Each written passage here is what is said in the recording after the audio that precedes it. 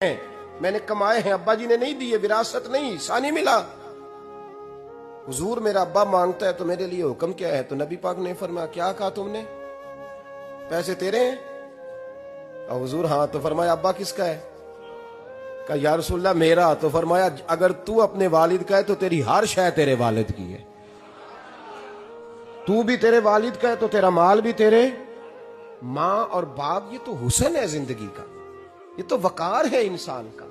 जब तक माँ बाप का हाथ पकड़ के चलोगे ना, रास्ते सीधे रहेंगे।